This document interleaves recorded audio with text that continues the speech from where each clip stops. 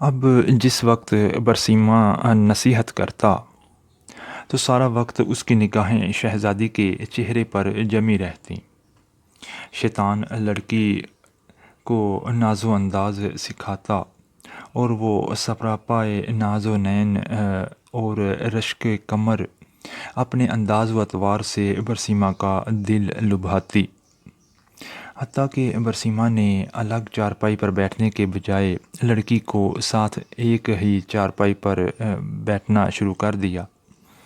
اب برسیمہ کی نگاہیں جب شہزادی کے چہرے پر پڑی تو اسے سراپائے حسن و جمال اپنے اور جاذب نظر پایا۔ چنانچہ برسیمہ اپنے شہوانی جذبات پر قابو نہ رکھ سکا اور اس نے شہزادی کی طرف ہاتھ بڑھایا۔ شہزادی نے ہاتھ بڑھا کر اس کی حوصلہ افزائی کی، یہاں تک کہ برسیمہ زنا کا مرتکب ہو گیا۔ جب دونوں کے درمیان سے حیا کی دیوار ہٹ گئی اور زنا کے مرتکب ہوئے تو وہ آپس میں میاں بیوی کی طرح رہنے لگے۔ اس دوران شہزادی حاملہ ہو گئی۔ برسیمہ کو فکر لاحق ہوئی کہ اگر کسی کو پتہ چل گیا تو کیا بنے گا، مگر شیطان نے اس کے دل میں خیال ڈالا کہ کوئی فکر کی بات نہیں۔ جب وضع حمل ہوگا تو نومولود کو زندہ درگور کر دینا اور لڑکی کو سمجھا دینا، وہ اپنا عیب بھی چھپائے گی اور تمہارا عیب بھی چھپائے گی۔ اس خیال کے آتے ہی ڈر اور خوف کے تمام حجاب دور ہو گئے اور برسیمہ بے خوف ہو ہوس پرستی اور نفس پرستی میں مشغول رہا۔ ایک دن وہ بھی آیا جب اس شہزادی نے بچے کو جنم دیا۔ جب بچے کو دودھ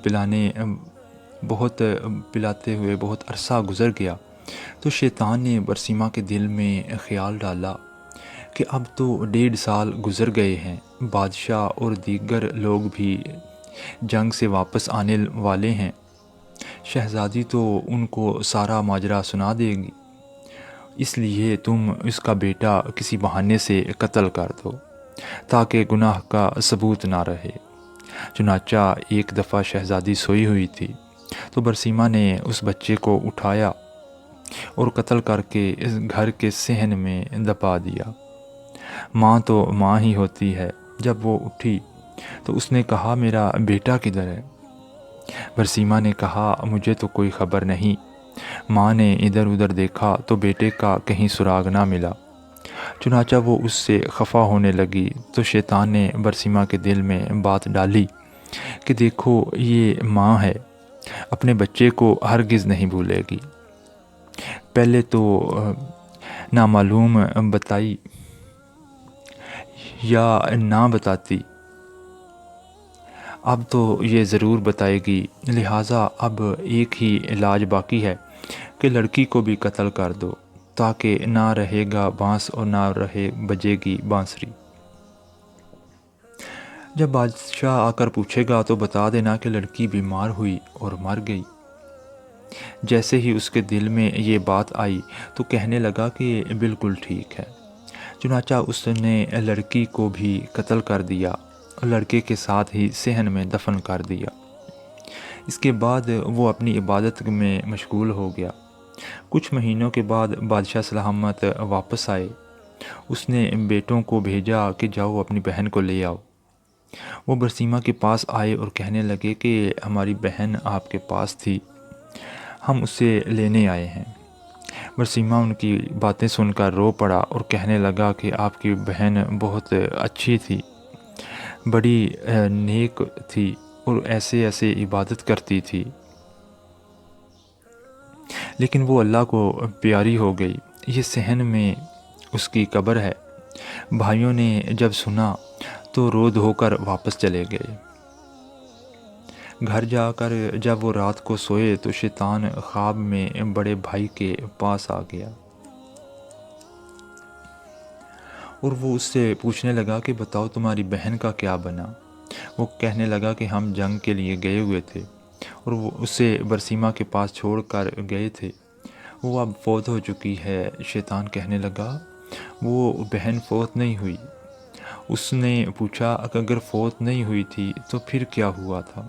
شیطان کہنے لگا، برسیما اس کے ساتھ زنا کیا کرتا تھا۔ جب بچہ پیدا ہوا تو اس نے خود اسے قتل کیا، فلاں جگہ اسے دفن کر دیا، اور بچے کو بھی اس نے اسی کے ساتھ دفن کیا تھا۔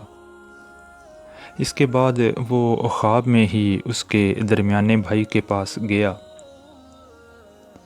اور اس کو بھی یہی کچھ بتایا، اور پھر اس کے چھوٹے بھائی کے پاس گیا اور اس کو بھی یہی کچھ کہا۔ تینوں بھائی جب صبح اٹھے تو ایک نے کہا کہ میں نے یہ خواب دیکھا ہے، دوسرے نے کہا میں نے بھی یہ خواب دیکھا ہے، تیسرے نے کہا میں نے بھی یہی خواب دیکھا ہے۔ تو وہ آپس میں کہنے لگے کہ عجیب اتفاق ہے کہ سب کو ایک جیسا خواب آیا ہے۔ سب نے چھوٹے بھائی سے کہا کہ یہ اتفاق کی بات نہیں ہے، بلکہ میں تو جا کر اس کی تحقیق کروں گا۔ دوسرے نے کہا، چھوڑو بھائی، یہ کون سی بات ہے، جانے دو۔ وہ کہنے لگا، نہیں، میں ضرور تفتیش کروں گا۔ چنانچہ چھوٹا بھائی غصے میں آ کر چل پڑا۔ اسے دیکھ کر باقی بھائی بھی اس کے ساتھ ہو لیے۔ انہوں نے جا کر جب زمین کو کھودنا شروع کیا تو انہیں اس میں سے بہن کی ہڈیاں بھی مل گئیں، اور ساتھ ہی چھوٹے بچے کی ہڈیوں کا ڈھانچہ بھی مل گیا۔ ثبوت مل گیا تو اس نے برسیما کو گرفتار کر لیا۔ جب قاضی کے پاس لے جایا گیا تو اس نے قاضی کے روبرو اپنے اس گھنونے اور مکروہ فعل کا اقرار کر لیا، اور قاضی نے برسیما کو پھانسی دینے کا حکم دیا۔ جب برسیما کو پھانسی کے تختے پر لایا گیا تو اس کے گلے میں پھندا کھینچنے کا وقت آیا، تو پھندا کھینچنے کے عین 2-4 لمحے پہلے شیطان اس کے پاس وہی عبادت گزار شخص کی شکل میں آیا۔ وہ اسے کہنے لگا، کیا تم مجھے پہچانتے ہو کہ میں کون ہوں؟ برسیما نے کہا، ہاں، میں نے تم کو پہچان لیا، تم وہی عبادت گزار شخص ہو جس نے مجھے دم کرنا سکھایا تھا۔ شیطان نے کہا، سنو، وہ دم بھی میں نے تم کو بتایا تھا، لڑکی کو بھی میں نے اپنا اثر ڈال کر بیمار کیا تھا، پھر اسے قتل میں بھی میں نے تجھ سے کروایا تھا، اور اگر اب تم بچنا چاہتے ہو تو میں ہی تمہیں بچا سکتا ہوں۔ برسیما نے کہا، اب تم مجھے کیسے بچا سکتے ہو؟